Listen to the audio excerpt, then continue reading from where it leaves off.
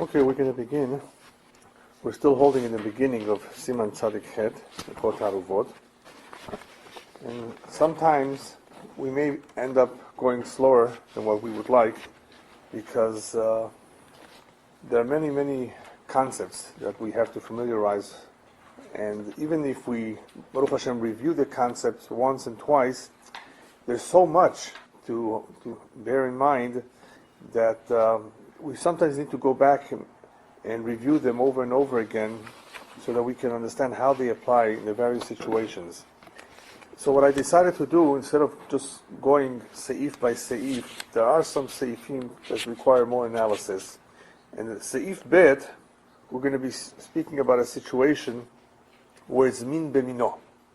As opposed to seif aleph, we were exposed to ta'am, to flavor, totally different kind of situation. And eventually, in Siman Kuftet, I believe, we will have Yavesh B'Yavesh. So the various types of bitulim are pretty much scattered throughout the Halacha Taaruvot. And what I decided to do is to give a brief overview of all of them, the various scenarios, which will help us understand the next coming seifim, the various situations where things get mixed, and we're no longer dealing with a kafela here, but purely with the concept of bitul. And in order to understand bitul, we're going to have to understand the various kinds of bitulim, whether it's berov or beshishim. And sometimes, as we said in the very beginning, the introduction, it's never batel. It's bemashu, it's ne'esar. It becomes forbidden, and no bitul helps whatsoever. And this will come into play somewhat here, especially in the words of the Rama, when we try to describe min bemino. Is it something that we're going to identify by name versus flavor? Which one will it be? What will make two things identical? Will it be the flavor or will it be the name? So I think it's a good idea just to go over these concepts so that we have it clear. We have various kinds of combinations in Taaruvot. We have min bemino, where the two are identical, but we still don't know what identical means. Right? Everybody understand what I just said? What are our objects? Two types, min bemino, two objects, two items.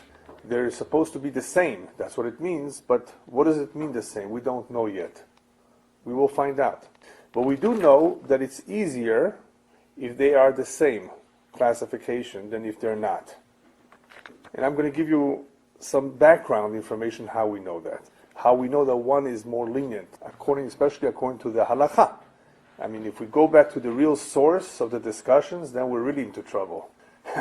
Because then we have various shitot that hold min bemino, which we know today is the more lenient one, lo batel, according to Rabbi Yehuda. So I'm going to go briefly through it. And I really think that it's a good idea to do, because even though we've gone through a little bit of it, questions come up from time to time, and if we don't have it very, very clear, then we're going to have to go back and figure out what we said before, what was meant. Yes? Can you please, as you go along, Yeah, I'll try. How we talk about verses? Yeah, I will. Bezat Hashem. That's what I want to do a little bit now before we continue to the next seifim.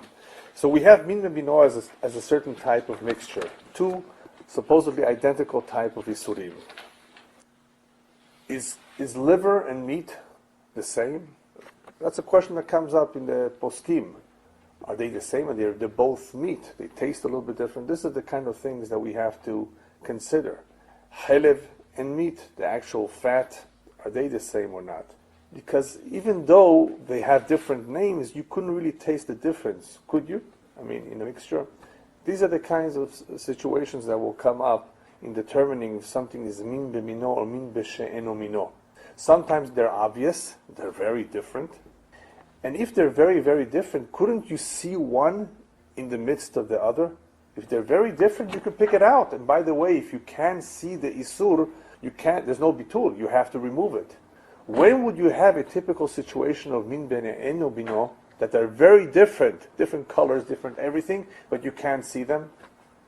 With modern technology, all of you know what a shredder is, or what what's the machine called? Not a shredder. When you actually a food processor.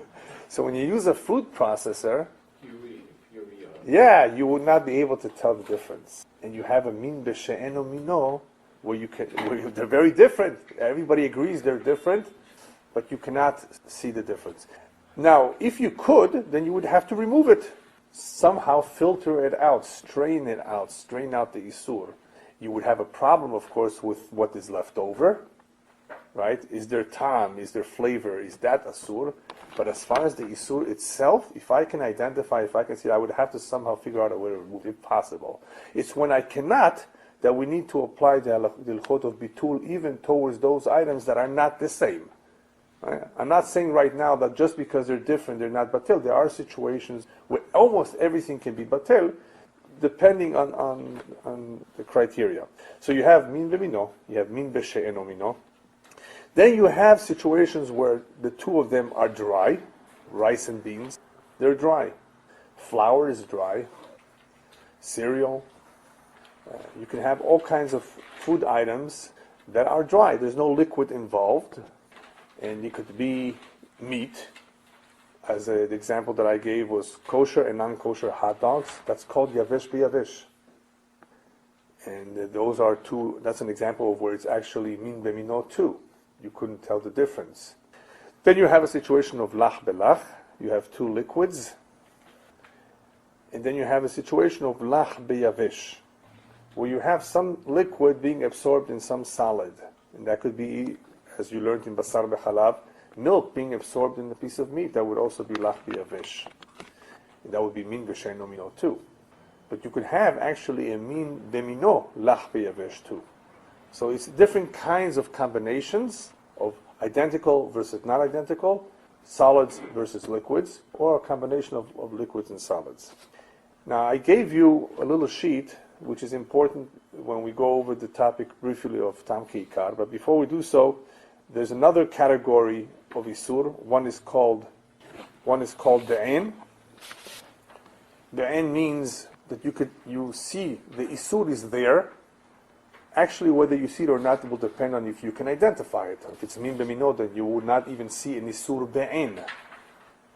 Isur be'en means that the isur is there. I can see it or I cannot see it, but it's for sure there and it's whole. Then you have something called mamasho. Mamasho is one of those items in the sheet, and that is why I put it together, because of the confusion of what mamasho is. You can have an isur that is completely melted. Chelev, which is forbidden fat that has been completely melted away, dissolved into the food. You're making, there's all kinds of foods where people used to make in the good old days, use schmaltz. Everybody Ashkenazim know what schmaltz is, the chicken fat, and it would give flavor, it would give a good taste, and it would dissolve. You wouldn't really be able to see it unless you were looking perhaps at a soup and you could see it floating, you could see all the fat floating, but otherwise into solids you would not be able to see it. So that's called mamasho. Mamasho means that the entire isur or some of the isur has become dissolved in the combination. Can you say substance? Yeah, the substance of the isur has become dissolved. And it could be that it's not the entire isur, it could be that it's just the fat of it, but it's still mamasho. And it will make a big difference when you eat a mixture that has just a flavor, an isur balua, in other words, some flavor, some ta'am I should say, or whether you're actually having the mamasho of the isur as well. Because even though there's some mahloket between the various shitot, various opinions, as to what tam ki'ikar is, for example, there will be pretty much a consensus that if you really have the mamash of the isur, with the flavor, bichdei achilat pras, which is, remember, a measurement in time that we spoke about, or at least a measurement in the quantity of food that you're eating, that you may be eating something forbidden according to everyone. That is what's understood from the Gemara. Bichdei achilat pras, you have the isur, you have the mamash of the isur. It's not just the tam. Maybe even Rashi, as we will soon see, would agree to something like that. That if you really have just about the entire isur, and you're eating it with a certain frame of time, achilat pras, then it would be forbidden. Now, this achilat pras, even though I don't want to go into that again, it's an important concept because there are hakirot, as it's called in Hebrew. There are discussions that try to figure out what is the problem when I don't have achilat pras. Achilat pras is an important term. It is if I eat something not within a certain amount of time. Remember we said that I think it's about 4 minutes on the average. If I don't eat something within those 4 minutes, then perhaps it's not an achila altogether. It's not considered having eaten. Or in the case of Taaruvot, the real question is this an isur or not? And if this is an isur or not, perhaps it's chatzi isur. And as you know, chatzi isur is a sur min Torah too. I don't get lashes for it, but chatzi isur, chatzi shiur, right, would be a sur as well. At least lechatchila to eat from it. So all of these ideas are going to make a difference in the various halachot that we learn. What is this? What am I doing here? It's just a tam, it's just a flavor, but is it within a certain amount of food? The mixture, bichdei achilat pras, and therefore it is as though I'm eating the entire thing. Does that flavor transform the whole food that it's mixed into an isur? So we have be'en, which is the real isur. You have the mamasho, which can mean that it's no longer there, it's either shredded or melted away. And you have ta'amo, you have the flavor. These are all representations, or perhaps a better word would be manifestations, different manifestations of the isur. And I'm going to assume we don't know anything, right? We are starting from scratch, and we don't know what is asur and what is not asur. Yes? Bichdei achilat pras. Yeah, that's one concept, the time. And right, that's the one concept. In order to eat something forbidden, it has to be done within a certain amount of time. To eat, for example, on Yom Kippur, and of course, yeah, Yom Kippur, if you were to eat very, very little, it will take you. You're eating the whole shiur of kakotevet, right? But you're eating it over 15 minutes. Then you have not eaten what is forbidden to eat on Kippur, the amount that is forbidden within the frame, the time frame that is asur, or bichdei achilat pras. So still this, but you just time frame the shear. Right. Yeah. Now what about the other part which we consider eating? I guess? That's correct. So what about the volume? The volume. That volume is very. I thought a little bit of isser was Right. more answer. Right. When you have, you're right. Good question. Isser is isser. So what difference does it make? Bichdei achilat pras. The isur that I'm speaking about over here is not the be'en isur. Because if it's the be'en isur by itself, you're right. The only detail that would be important is how long does it take for me to eat it. But it has the correct size, it's kazait. Most isurim are asurim the kazait, right? Then all it will make a difference is how long it took me to eat it. The volume makes a difference is when you have mixtures. Like Taaruvot. Right. Yeah, you have the flavor. You have the flavor, or you have the mamash, according to some shitot, and you have so much of it. You have the kazait amount which is necessary, bichdei achilat pras, within a volume of achilat pras. What is that? What about if it's a half a achilat pras? No, it's for sure asur. Yeah, what if it's twice achilat? I can do it. Then it's diluted. No, it's not. According to some. No, it's not. I need it's time. I need 6. Right, that's what No. Now you're talking. Achilat pras cannot be the volume half a loaf of bread. If I have a kazait and I have a loaf of bread, even if it's 2/3 of a loaf of bread. Again, you have. We're talking about right now midin Torah. Yeah. Okay. But within Torah, depending on if you hold tam ki midoraita or not, it can be batel berov. Okay. Now you do have a shita, however, that holds that even though it's minat Torah, right, and therefore it's a sur, the tam, for example, it's only on condition if it's found within a certain amount of volume of food, the mixture, not the isur ba'in. Okay? Just if you have a flavor, we're using 60, okay, because we're using it according to the shitot that hold that that's what you need to make it bottle. And if you don't have 60, it's not bottle. Okay? And I'm telling you that there is a shita. Not all the shitot go by this, but they use the concept or the term of achilat pras with tam keikar. In other words, we know tam keikar is a sur. Let's assume it Torah. All right. Would it be under what circumstances would it be a sur? Okay, how much do I have to have? Remember the Rambam? We're going to go through it again. The Rambam says it's not enough that I just have the right volume. I would have to consume the entire amount of food to be transgressing, to be over on the Isur. According to the Rosh, for example, no.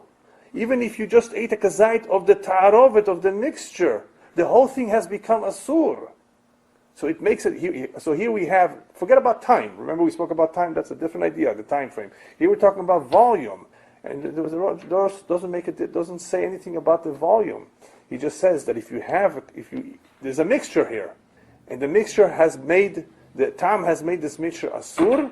If I eat a kazait of it, even if I don't eat the whole thing, I'm still transgressing the Isur. So these are shitot that we need to review. That's why I decided to just go over it briefly again, one at a time, so that we understand what we're dealing with.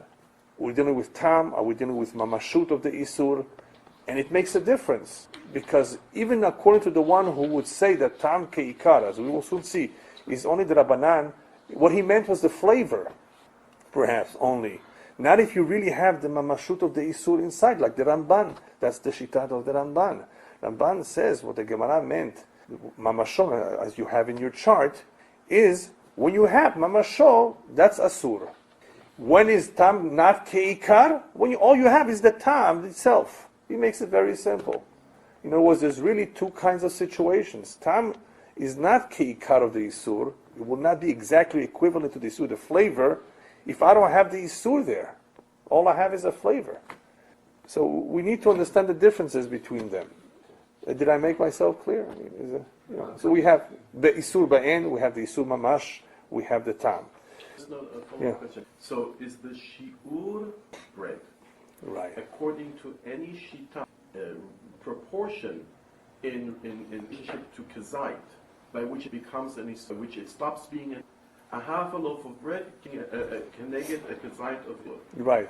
A half a loaf of bread. That's when it stops being isur, and then when it starts beyond being isur, that volume, as the volume grows, that kazait isur that is there is no longer a problem. So half a loaf of bread plus, now this is bread. What if it's... No, it's not bread. Uh-huh. No, I'm sorry. We're not talking about bread. That's half a loaf of bread, no? That's just the translation of the term. Yes. Yeah. We're talking about cholent. Right. Any food. But that's not the volume of achilat pras. that I would eat within the time frame. It could be a Chinese dish But that how you're much eating. of it? How much of this time? An achilat pras amount. So the amount and the of volume. food that I would eat within that time. No, that is equivalent to an achilat pras In terms of what? in terms of volume. Volume and Yeah. time? And Volume the time is a separate concept, Right. but it's pretty much the same idea. Right. Because that volume would take that amount of time. So how much is the price as far as volume? Grams, I mean, what is it? I don't remember in grams right So now. are you saying Yeah. Something with Volume, not weight. volume. It's a big difference between weight. This is volume, not weight. Yeah. Doesn't matter. We have in our notes, From the first year. according to the Rambam, it is Rashi is a volume of 4/8. Yeah, that's That's how as far much as is half- eggs. that's Yeah, how I much- just how don't much- remember in grams exactly. That's how much a half a loaf of bread is. Right. What he said. Right. Now, let me ask you like this. Are you saying then the amount of children that a person would normally eat in 4 minutes, the Right. volume of children that Right. a person would normally eat in 4 minutes, if he has a volume that's more than that volume, Exactly. Yeah. then the kazait of Isser would no longer be An issue. an issue. According to In those terms- shitot Yeah. who use this concept in conjunction with tam. Follow-up question. Yeah. Is that because Yeah. at an average to eat that volume would take longer than 4 minutes? Because this is more than the volume you eat. So if the kazait was dissolved into a volume, then it's eaten over a time period that's more than 4 minutes. Let's say it takes Right. 5 minutes for this Right. volume. Then you ate the kazait in 5 minutes and not in 4 minutes. Exactly. So Yeah. it's really not. So it That's really- one way of looking at it. Yes, Yeah. that's one. You're right. That's how it's. That is one way how it is explained. Otherwise, it's a contradiction to the rule To the rule of 60. Why to the rule of 60? because the normal law. The normal halacha, yeah, because 60 is the amount needed to dilute, to completely cancel out the flavor. Right. Here you will have some flavor left over, but it's not yasur anymore. See the difference? Because you're not eating. You will for sure have some flavor, but it will not be asur. This flavor will, beyond this point, is not asur, because it is similar to what you said. Eating the same thing that is forbidden over 12 minutes. I tasted it. You see?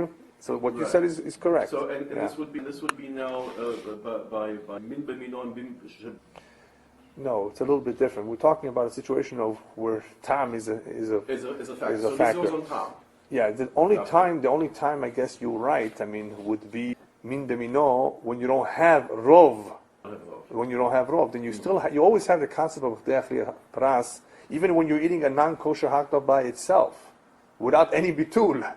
You ate it over 3 days, right? So it's a sur, like you said, like we pointed out, right? Chatzi shiur, yeah. But you don't get malchus. Right. When you're saying Yisur, not necessarily. Yisur min haTorah. Chayiv. Right. Yeah, of course. It's still asur. Chatzi shiur is asur. All right. So we've talked about the various manifestations of the isur, whether it's min b'mino, min b'sheino mino, whether it's lach b'lach, yavesh b'lach, yavesh b'yavesh, and whether it's be'en, mamasho, and ta'amo. And what do you find from all these combinations? That sometimes there is bitul, and sometimes there is no bitul. In other words, the concept of bitul, for some reason, does not always work. In other words, we have a forbidden mixture here, and somehow there's going to be some ikuv sometimes, an ikuv. As the Rishonim, I think, or the Poskim explain, that sometimes there's some ikuv, something that is holding back this mixture from canceling itself out. In other words, bitul in itself is apparently something that is seen. We see it in Achrei Rabim Lehatot. You go by the majority. The concept of bitul is found. But why will it work sometimes and not other times? That is what we're learning Hilchot Taaruvot for. In other words, why will it sometimes work and sometimes not work? The fact that it works, we know, and now we have to figure out why sometimes it does not. Certain substances, certain Yeah. types of things, no matter how much But we're not. else that they're mixed in with, No, these things yeah. never lose their... No, that is obvious. Right. We're not even. I don't even mean those Right. items that are never canceled out. Right. Okay. True. The Mashu, right. Right. There are some situations, however, that they are not immediately batil. Right. Something is necessary, and it's important to know what's holding it back. What's Give me the an example, would you do it? Well, what I had really in mind is Tam Keika, which I'm leading to again. Tam Keika. I mean, why? What's wrong? I mean, why can't we say that the flavor is gone berov?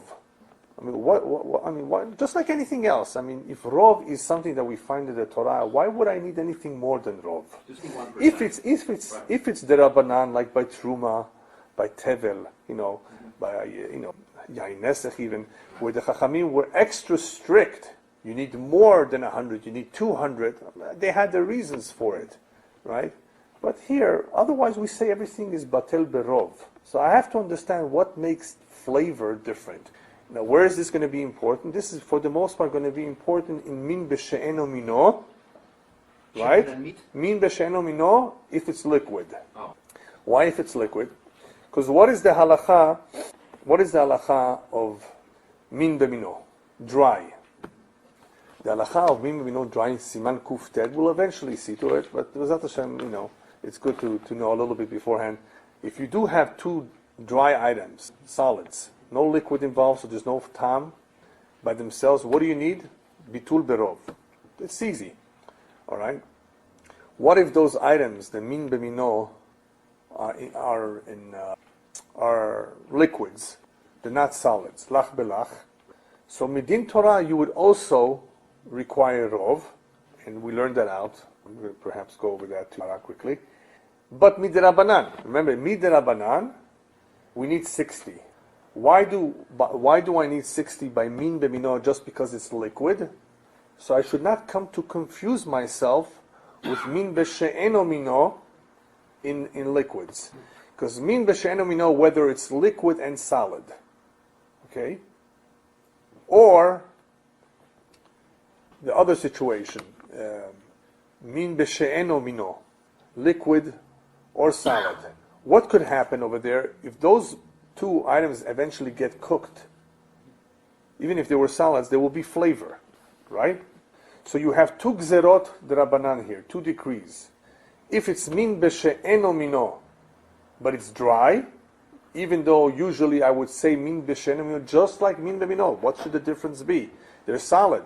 It's batel berov, but because it's min b'she'enu mino, there's a potential for flavor. The two may eventually get cooked.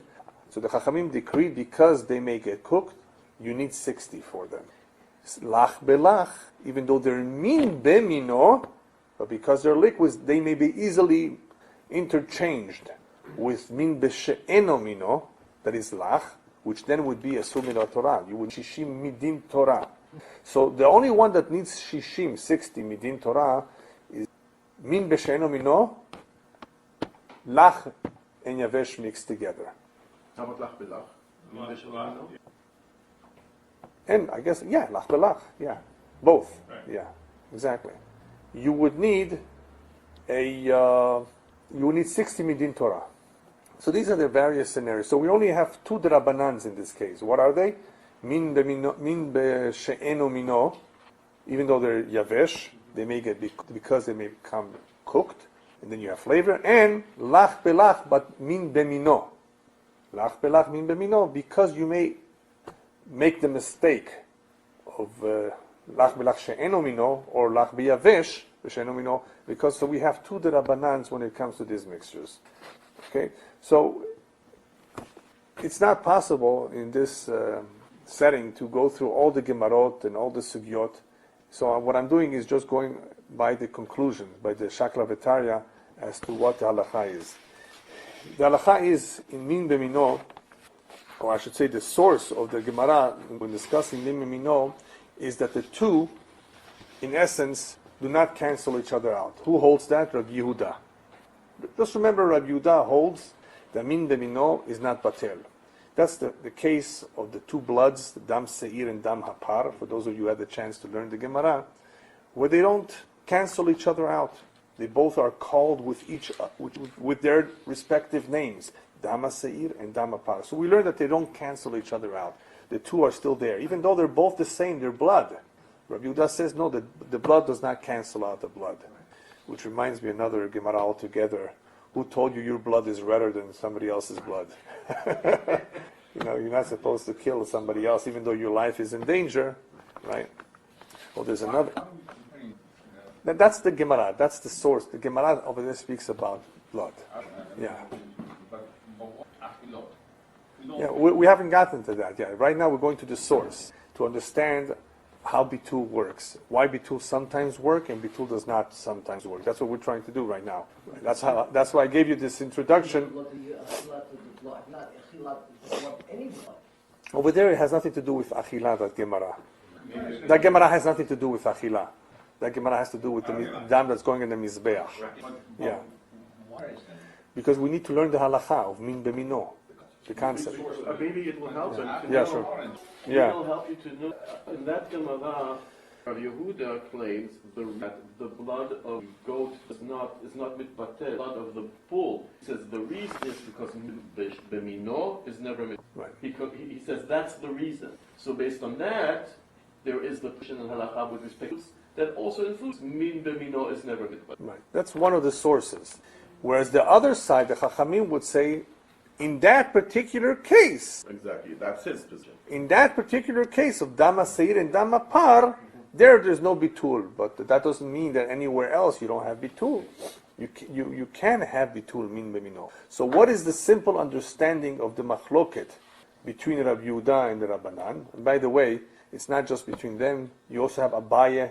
You have not Abaye in this case. You have Rav and Shmuel, who hold like Rabbi Yehuda, and you have Rabbi Yochanan and Resh Lakish, who hold like the Rabbanan in other Gemarot. So what's the idea behind the machloket? So we spoke about the Ran, and today I'm going to give you another idea, which is also very important. What does the Ran give as an explanation as to why Rabbi Yehuda says no bitul whatsoever? Because anytime you have two of the same, they're exactly the same. Now remember, we don't know yet what the same is. That's what we're going to be learning today, at least in the words of the Rama, which is a machloket too. But two, let's assume we know what two of the same means. Two of the same, there's nothing to cancel out. When you talk about flavor, the Rabbi Yehuda would say that's easy. Flavor? You just pour 60 times and it's gone. It's not there anymore. How are you going to make bitul over here if the two are the same. So the Ran explains when two things are the same, if they don't, not only don't they contradict each other, and therefore don't cancel each other out, they actually help each other. It's enhanced even more. When two things are the same, it's enhanced even more. And therefore it can never be batel. Right? That's one opinion. It doesn't weaken it, it only strengthens it. But when you have flavor, you can have it diluted. The other opinion, the Rabbanan, what do they say?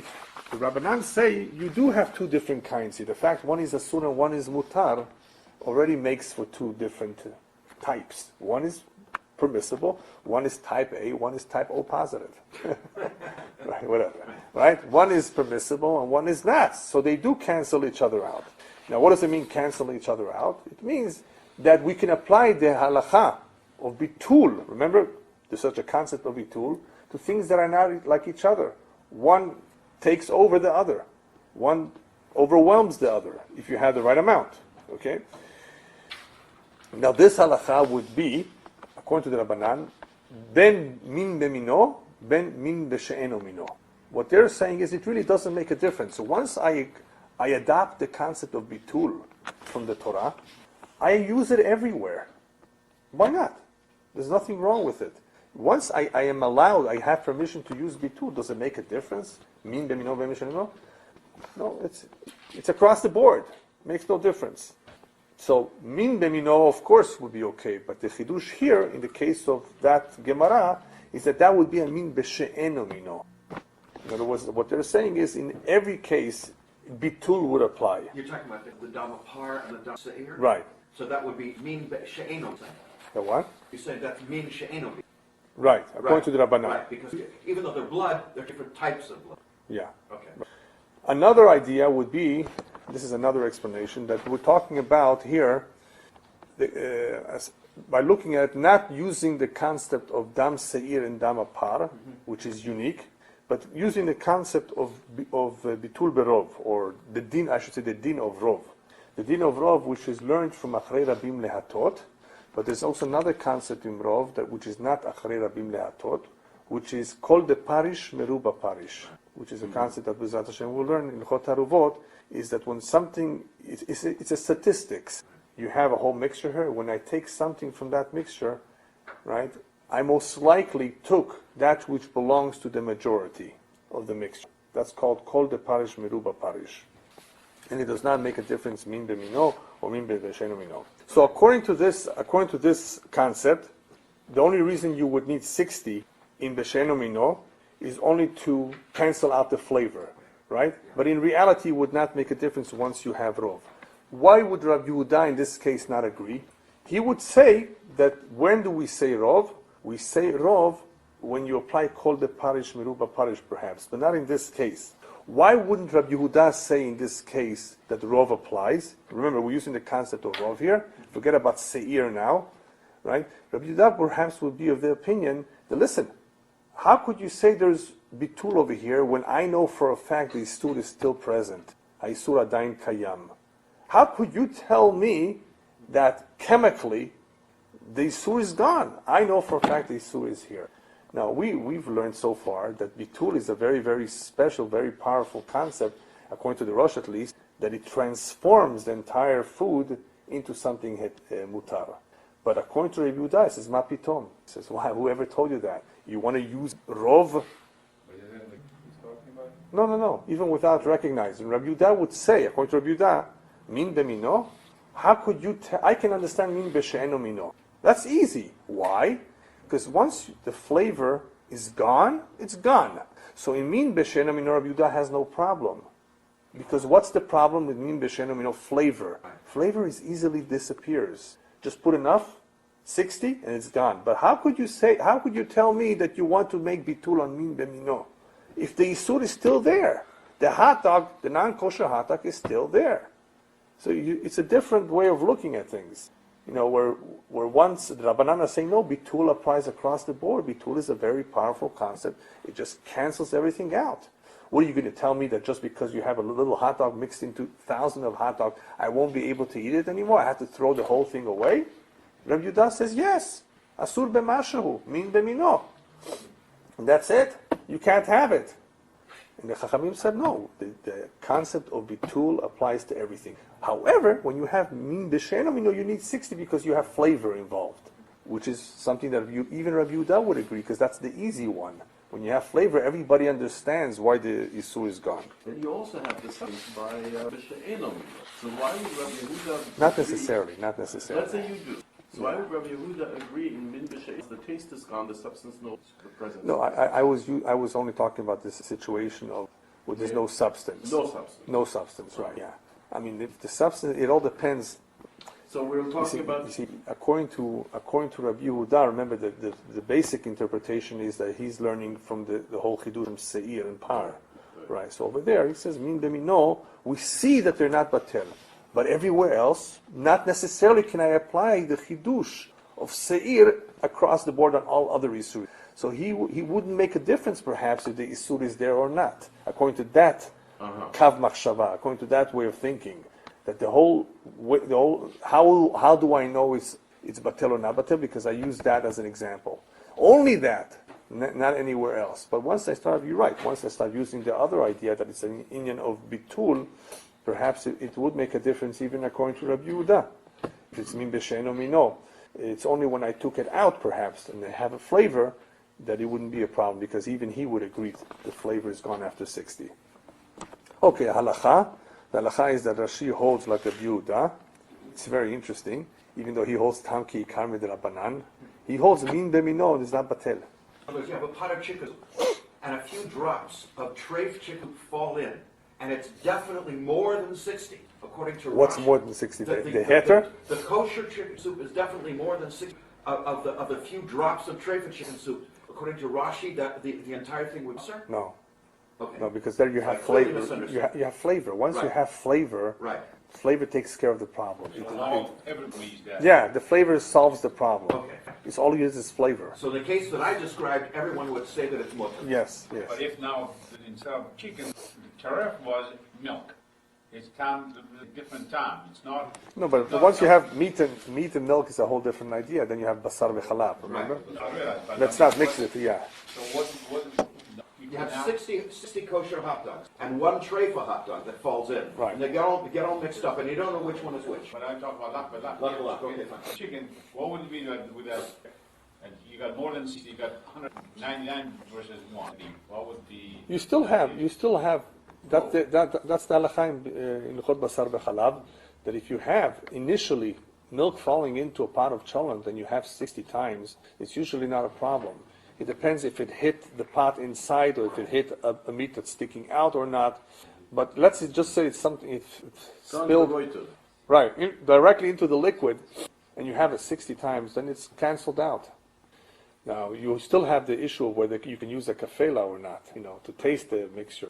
Right? Remember that, for those of you who learned Basar v'Chalav in the very beginning, that sometimes there is a possibility of asking a goy, a chef, right, taste the mixture. But for Sfaradim, not for right, for Ashkenazim, it's not used. And even for Sephardim today, I think the Kaf HaChaim says that we don't. But you can have situations where if you're in doubt, perhaps you can, which is a question which we're going to, Zat Hashem, cover maybe Thursday or next week. What happens if you do not know how to figure it out? Is there 60? 58? I mean, how do you know? I mean, it's pretty difficult to figure it out. You really have to be on the safe side if you want to eat that. Can you use a kafela then? Remember, according to the Shitot, that a kafela is a chumrah. In other words, you really have to have 60 and you should have a kafela too. Why do you have 60? Because just in case you don't have the kafela. But in other words, a kafela would not help you, according to Rashi, if it was less than 60, right? Because the flavor is still there. According to some, even if there's no 60, but there's no flavor, eat it. So maybe sometimes you would be able to use it in some certain situation. All right, so we have Rashi. He holds like Rabbi Yehuda, min b'mino, therefore it's not batel. And Tosfot holds like the Rabbanan, the min b'mino is batel b'rov. We take it down to the next generation, the Mechaber and the Rama. They both agree, like Tosfot in this case. Right? We followed not Rabbi Yehuda, the Psak Halacha is like the Rabbanan. That min b'mino, batel b'rov. Okay, so that's clear, right? Min b'she'eno mino, you need 60. Whether it's yavesh because of the Rabbanan, or whether it's min Torah because it's in Lach. And it makes a difference when something is forbidden min Rabbanan or min Torah.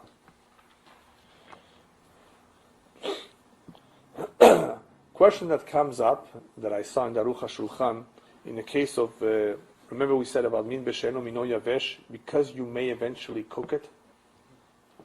So he asked, the question is asked, I'm sure others ask it too, but wait a minute, right now, once I say it's batel berov, what do I care if later it gets cooked?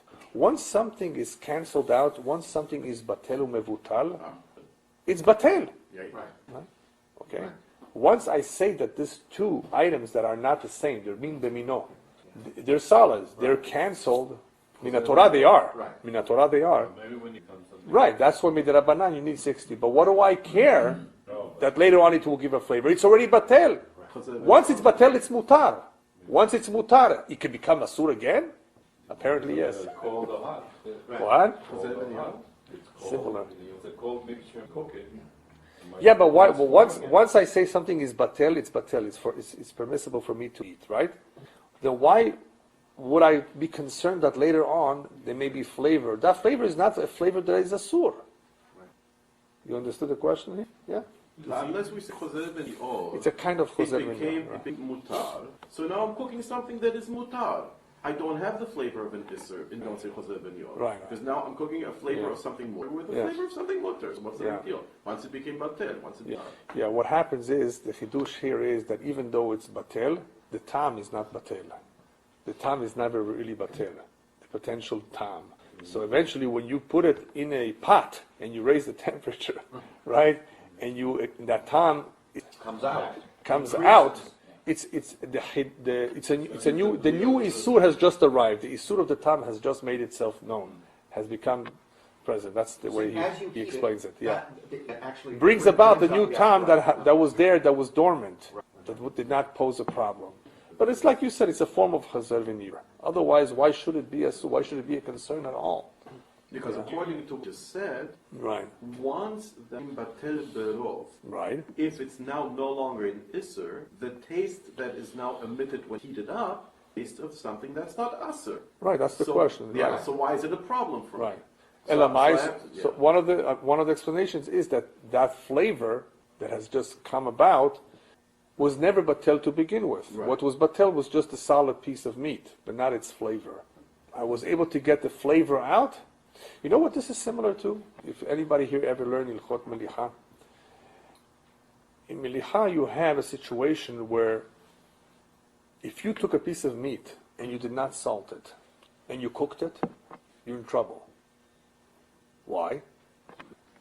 No, I know that. I cannot salt it again. Yeah, but what happened? What did I eat here that is asur for me? It's a kosher piece of meat. The blood that's in it. Blood that's in it? Who said it's a problem? It moves. Aha, so you did learn a bit of it. Well, no, once only if it moves. Well, how did it move? By cooking it. By cooking it. By cooking it. That moves. Because we don't know how to cook it today without moving it at the time of Rashi. No, before they did know how to cook it. Right. So what if you did raw? Tell them. Sushi and meat. Imagine. Right? Yeah. Raw meat. Yeah. It would. The chora. It would be. I mean, it would not be asur. Right. Anyway, so that's, so you remember that. That's the point. So it moved. All of a sudden, you awaken the isur. Here too, all of a sudden, by cooking it, this is just my idea of trying to. All of a sudden, you have awakened the isur in the piece of meat that was already batel by cooking it. Now the flavors become an issue. Now it wasn't an issue before. It's a nice explanation. Right. The only with it is that then the piece itself, even being had its own flavor.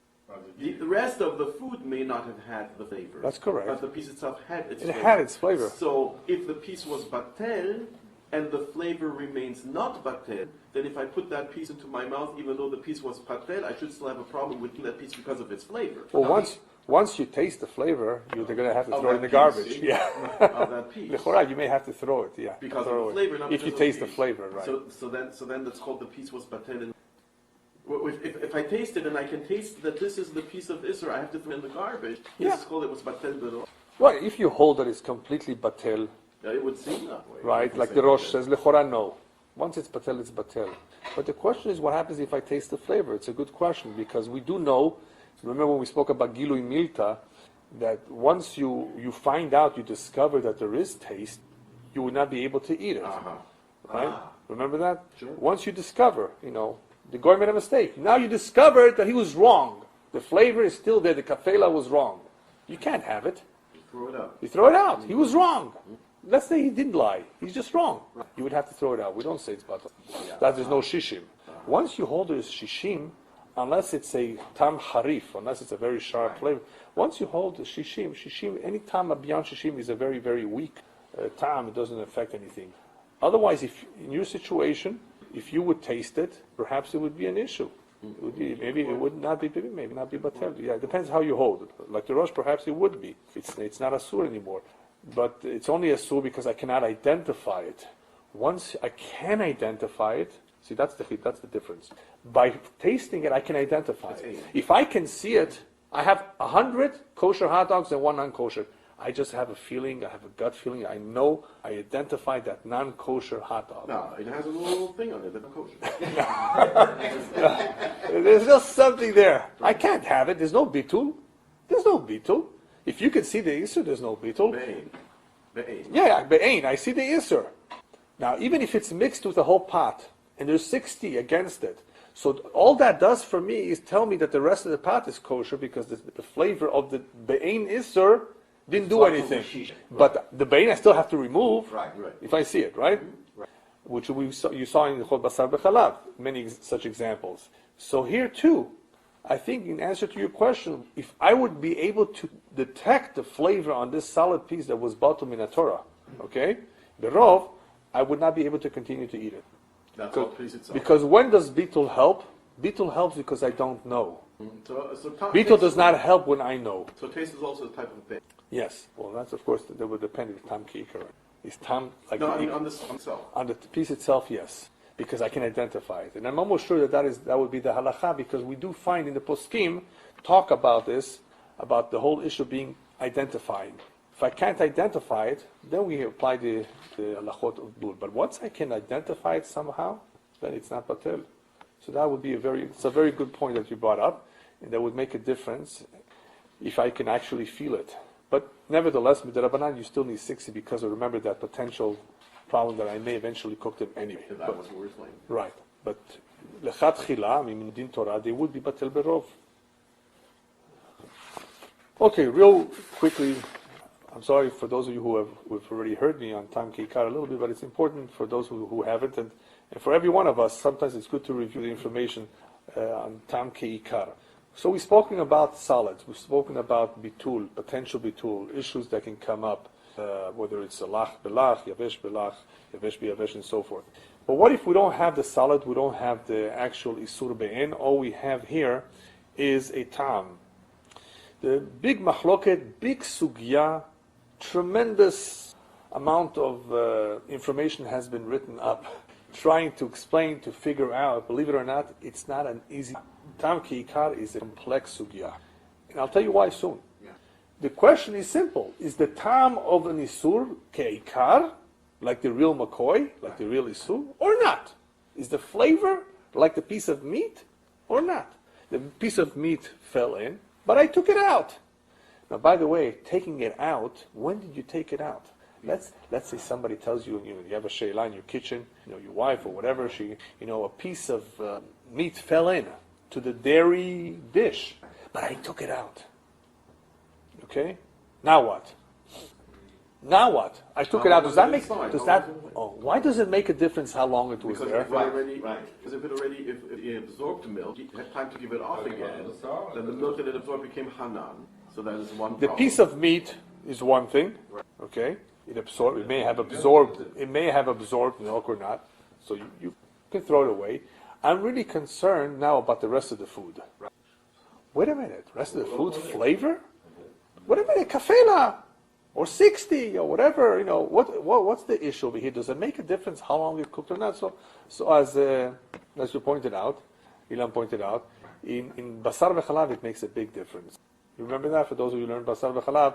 Because once the meat was long enough there it cooked, right? And it actually, the milk that went into the meat went back out. Right? Then you wouldn't be able to taste the difference between milk and milk, right? And you have here the problem of nisur now, of chatichat naset nevela. The milk became hanan. The milk became hanan. So therefore, sometimes you have to know how long was it there. Right. Did it actually cook, or did it just fall in and immediately she took it out? If it was immediate, it wouldn't be such a problem. What is? No, it's not so much a shiur of time. But if you have slices, very thin slices of chicken that fall in, so the surface area of each chicken is greater than a giant piece. So the amount of time that it would take to take in flavor and put it out again would be much quicker with thin slices than a large piece. Perhaps a little bit, yeah, but not that much. So that's you're saying that's pretty much irrelevant. Yeah. It's slightly different, and with chicken, by the way, would be a little different too. Okay, right. That's your bottom. Right. Yeah. Right. All right, but anyway, let's go on. So with tam keikar, what's so difficult about the sugya of tam keikar? So we want to know the simple question: is the tam like the ikar, or is it not? And that will answer some of the questions that you have. What's going on over there? If you read the Rashi, you read the Tosfot, the long Tosfot, I mean, it really becomes complex because it's more than one sugya. You find it in 3 places at least. You find it in Zvachim, you find Menachot, you find Avodah Zarah, you find Kulin. You actually find various ideas, the Tam Keikar actually in 3 places. There seems to be contradictions, to be stirot. That's part of the problem of why you have different opinions as to what's going on. And that's why I put together a chart. Part of the chart is to lay out the various shitot of who holds what. What does the Gemara mean when it says ta'amon mamasho or just ta'amon, not mamasho? What's going on over here? You have lechora, you have evidence from the Torah, various pesukim, various examples. The Tam does something, whether it's in Nazir or whether it's in Geulei Nochrim or Geulei Kelim, the Kelim of the Midianites, that we had to make Hagalah or Libun when we acquired them. Same today, whether you're in Ashgacha, you go to a hotel, you want to make the whole kitchen kasher, you buy something that's used in an oven, you have to make it kasher, right? You have to remove the bliot that are forbidden. That's a mitzvat aseh, by the way. It's not a lota aseh there, that you cannot have it. It's an aseh, which by the way makes a little bit of a difference, as you'll see. It's a mitzvat aseh to remove the bliot ha'asurot, the forbidden bliot, that which was swallowed, absorbed. Right. That is a mitzvah aseh to remove it. So if you don't somehow a little bit less serious, you're going against the mitzvah aseh. You're not fulfilling the mitzvah aseh. Right. So it's an there's no lashes. There's no lashes. It's not. There's no lashes. Right. Exactly. There's no lashes. Okay. Especially according to one opinion who holds that's all it is. Okay. An opinion that's brought into Sfot. Rabbi Yosef de Orlean. That hold all it is a mitzvah aseh. And therefore you don't get lashes over it. It's a special mitzvah. So anyway, so when you see this pesukim, which the Gemara brings down, hey, wait a minute, what about this? What about this? What about this? So you read Rashi, and Rashi says, you know what? In one place, En shnei psukim, en shnei ktuvim abayim ke'echad milan. Remember, Ilan? Yeah. What's that? You have 2 psukim, 2 examples that are teaching the same idea, conveying the same idea. You can't learn from them. That's one of the rules. Why can't you learn from them? Because whenever they teach the same thing, they are the exception and not the rule. If you have 2 saying the same thing, then they are the exception and not the rule. Okay. So Rashi brings this down. Rashi says other things too. And somehow Tosfot doesn't even go by that. That's a good question. How can they? Your question? Right? Rashi is saying all these things. Tosfot seems to be in a completely different mindset. Okay? If you read the Gemara in Masechet Chulin, you see the back and forth. The Gemara bringing proof. Is there proof? There's proof. There's no proof. Tanki Ikar. You find that Rava and Abaye are not really necessarily in disagreement. All Rava accomplishes, and that's what the Sfot is really feels very good, as opposed to Rashi. All Rava does is Abaye, you see, you don't have proof that Tam Keikar is min Torah. It doesn't mean Rava disagrees, by the way, with Abaye. It's not so clear that he disagrees. all he's doing there is showing, this I need for something else. This pasuk comes to teach me something else. I need it for a different idea, a different concept. So that's called dichui. If you learn the whole sugya there and you find the word, the concept in Tosfot or elsewhere as dachile, dichui, zedachui, all it means is that he pushed it off. No conclusion, nothing is conclusive in that Gemara with the Tamki. So therefore, Shnei Ktuvim is not an issue here because I'm going to use another Gemara, according to Tosfot, that is much more indicative of what the halacha is in this Gemara. So he doesn't have to say what Rashi said. Ktuvim, Abayim Ke'achad. He doesn't have to say that. He's not going to rely on this Gemara. According to him, the proof comes from elsewhere. What is Rashi going to do with that other proof? He has a totally different interpretation of what is going on in that Gemara. That's what the chart is for. The problem with this sugya of Tam Ke'ikar is that there's various Gemarot. They don't seem to be in agreement. It's difficult to figure out what Tam Ke'ikar is. What is it really, right? And it's not very clear, even from the poskim themselves. It's not very clear if there is any maskana, if there's any clear conclusion, because it appears to be stiyot, if anything, contradictions.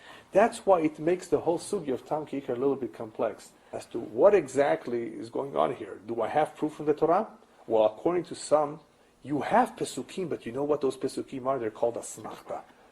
That's all it is. It's an asmachta. In other words, it's something that I can point to that is very similar to our case, and therefore, an asmachta means. Can you call it a support argument? A support. Thank you. A supportive argument to It's the not point. a proof. It's not proof. It's not a proof, Yeah. but it's an indication that you're Right. in the right thing. Yeah, yeah.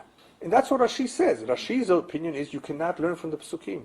You cannot learn from the pesukim. And Tosfos says, what are you talking about? I very well can learn from the pesukim. Are real drashot, right?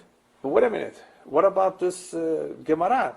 That Gemara is just a dihui. That Gemara with Rav and Abai, that don't use that as any indication because all you have is something inconclusive there. Rav is trying to tell Abai, you don't have proof. You try to bring proof from that, but it doesn't mean that the Torah doesn't say it. You have to go to the other Gemara and see what that other Gemara says, right? And that's why it's a little bit difficult to figure out why doesn't everybody agree. I mean, isn't the Gemara simple to follow? No, it's not. It's not a very easy Gemara to follow. You know that if we would be learning the sugya of Tam Ke'ikar here with all the Gemarot, it would take us several weeks perhaps just to do that sugya properly. All the shitot, the Gemarot, the various Gemarot, the various sugyot. It's a very big topic. But what do we really want to know right now is we want to know the essence of what's going on. That's right now that's important. But it would be a good idea for if you had the time to delve a little bit deeper and see what's going on here. Why did they learn differently? This is not a typical example where you have shitot. You have shitot that learn like this, learn like that. Here you actually have some obscurity as to what did the Torah have in mind. Comes to Tam. It's not clear. It's not evident. Yeah. Okay, I just want to go very briefly into those shitot. You have it in front of you? Yeah? Okay, I don't think about myself an extra card, but just briefly, because we've done it in the previous lectures. Let's see if I can remember. For the most part, that's okay. For the most part, you have the shita that holds that Tam Ke'ikar is only midrabanan. Easy. It's not min Torah. Tam by itself is not a surah. Midrabanan it is, but not min Torah. You have the shita that holds the Tam Ke'ikar is min Torah, is forbidden min Torah. You have the shita that holds that it all depends if you have the mamash inner or not, like the Ramban. The hot dog or not.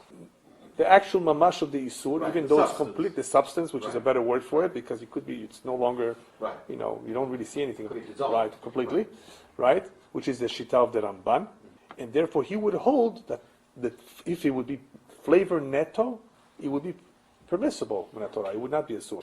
What the Gemara had in mind, when it said mamash, it had in mind the substance, as you said. If there is substance, then the taste is also a problem. And then the taste is a problem, yes. Only then is that a problem. Yeah. Exactly, very good. And then you have the Rambam, who holds, and you have the other Shittot as well, another Shita in Tosfot, that you have to have kedei achilat pras. If you have that kazait, that flavor, within a certain volume of food, okay, then it's an issue. But there's two shitot, at least two shitot, b'chdei achilat pras. One says that b'chdei achilat pras, fine, and all I need, remember, is to eat a kazait from that mixture. And the Rambam that says it's not enough to eat a kazait from that mixture, I would have to eat the entire mixture because I need to have the whole kazait over on the It yisur. makes good sense because the taste spread out on the whole food. Right. So I need to eat all the food in the time frame of achilat pras, Right. so that I will have ended up eating up the whole taste of his diet. Right. But according to the Half the opinion food, that yeah. says that you have the volume there, but which means that the whole thing has become now asur. Right. So I don't need a kazait, the whole original kazait isur. I can even have a kazait of the mixture. Right. Now, I'm not going to go into the rest of the details right now of the others of what they hold mamash is. You see in the chart the various opinions of what they hold mamash means.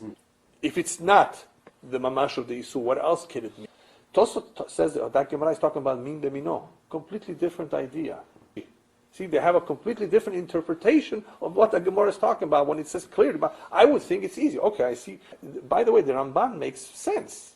If you read it literally, the Ramban pretty much makes sense. Which Gemara are you? Gemara in Avodah Zarah. Yeah. So that's the one where when you give Siv Malkus if taste, you read Siv Malkus. And that Gemara even mentions achilat pras as well. That's the one you were talking Yeah. about. So anyway, it's a little bit too much for us to cover, but I just wanted to give you an overview of the sugya. Now that we understand what the issue is with tam kikara, we have to keep in mind that there's basically two opinions as to what happens when the tam is in the mixture. Does it transform the whole thing, or does it not? The Rosh seems to be saying the whole thing becomes asur. You know what? We said it in the very beginning of the shiurim. What did we say? What's one of the nafkaminot? One of the differences if it's transformed. According to the Rosh, if the heter is greater than the isur, so the isur becomes part of the heter, there's no more isur. I can eat the whole thing at once. And the Rashba would be of the opinion, like others as well, mapitom, you can't have the whole thing. It's the halacha here is not real rov bitul, but called the parish meruba parish. I can take one hot dog at a time. Remember, that's and one. Every time you take a hot dog, you would assume this is a hot dog You make that assumption, right? So what do we see? They don't hold transformation of the isur into the heter. Right. Okay. Now, what about the other way around? The heter is small, the isur is big. Do I say the heter has become now complete asur, or not?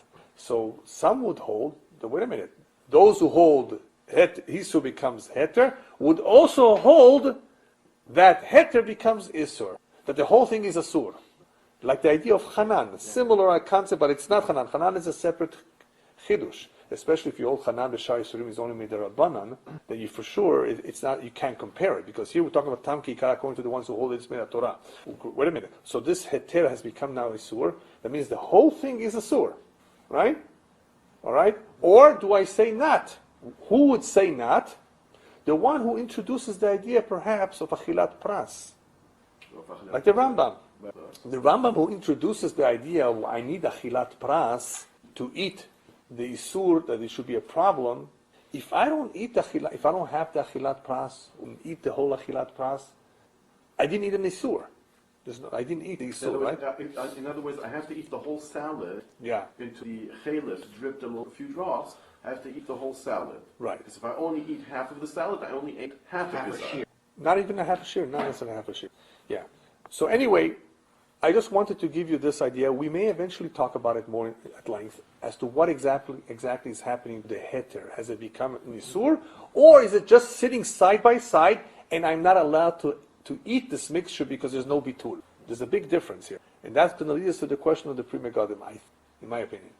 Pri Megadim has a question, if you were able to see it in this Siman, towards the beginning, he has an introduction, Shara Taaruvot, yeah?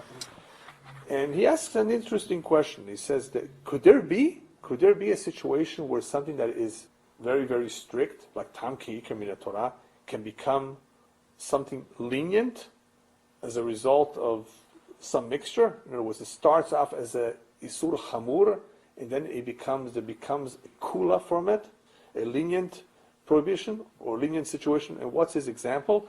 His example, if I remember correctly, is if you have a piece of meat that absorbed chelev, right? It has, and this piece of meat has now become asur. This piece of meat has become asur.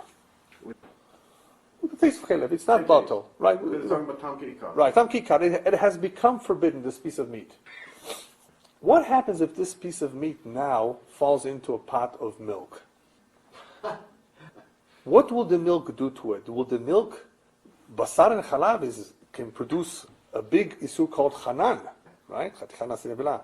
But can this still happen now? Or since this piece has now become asur, because of tam ki'ikar, it can no longer become chanan. Why can't it no longer become chanan? Basar v'chalav chanan, because two permitted substances. Right, because chanan, for real chanan to occur, you have to have two that are permitted, each one by themselves. Right. The meat is permitted, the milk is permitted, and only when they combine together do you have basar v'chalav. So you're saying was usher before it fell into the Right. Right. So it's an usher. Right. So the Pri Megadim says he's left. He has a question mark about it. Could it be that this piece of tam ki'ikar doraita, it's a sur, now it will lose out in being able to become a hanan, and it was as a result of the tam, it will not be able to have any more the possibility of becoming a hanan? But I would like to suggest that it's not really such a question, such a big question. Why? Wouldn't it depend on what really happens to that piece of meat?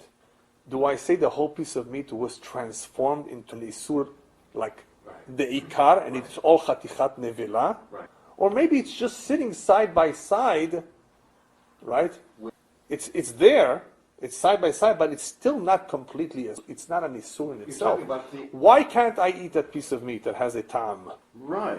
Why can't I have it? Because it's not batel. So the Pri Megadim says it's been isur b'smo. No, but it's not. Well, that's what he said. That's what he That's what I'm saying. That perhaps, one idea would be, wait a minute, but this is not necessarily an isur, like a piece of hot dog, or that's a sur, that cannot become hanan because it's a sur. This has become a sur because of a tam balua. It has absorbed a tam. It is sur So what balua. you're saying, the meat itself it absorbed the tam of chalev. Right? Yeah. And the chalev exists independently of the meat. Even though Exactly. Right, so Independent. that's- Independent. okay. And then Yeah, I right. can't have it because it's not batel. Right. But does it mean that the whole thing is a sur? No. Not according to the ones who hold that it's not, that heter does not become isur. Right. According to the ones that say that heter becomes isur, so okay, I can understand that. Right. But what about the ones who say that heter does not never become isur? Heter cannot become isur. I can't have it because it's not bottle. But does it become isur?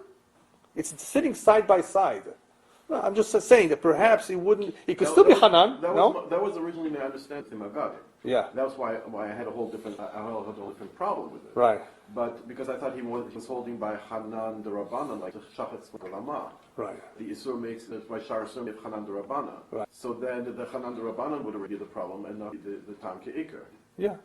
But apparently he holds. No, That's why he has the problem. He has a problem. He doesn't really. Apparently Yeah. he holds that the Basar is Bifnei Atzmo. He says. Right. Apparently he's going in that direction. And if the Basar is Isur Bifnei Atzmo, then if the Tam Ke'ikar is the Oraisa, then it prevents the Hanan. Yeah.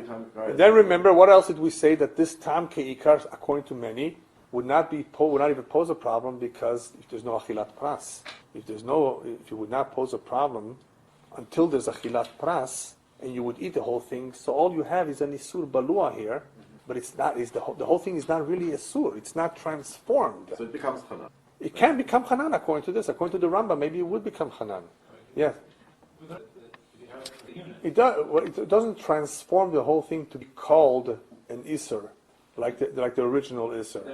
I can't have it because I can't have it, or I need 60 times against it because I don't know how much there is there.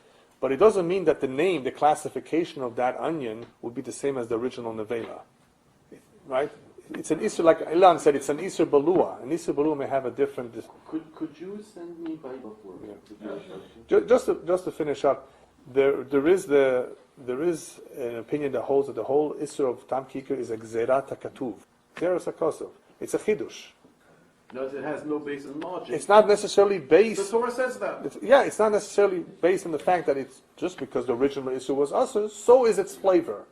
It's exeris hakosov, and this fits in a little bit with one of the opinions in Tosfos says, Rabbi Yosef de Orleans, that you're being over in a mitzvah aseh, that's why there's no malkot on eating this, because this is not a regular lav. He says you don't really learn it from anywhere. This is like, indirectly you learn it from this, but if you from Geulei Nochrim, but that's a mitzvah aseh. So therefore, it's not your typical isur.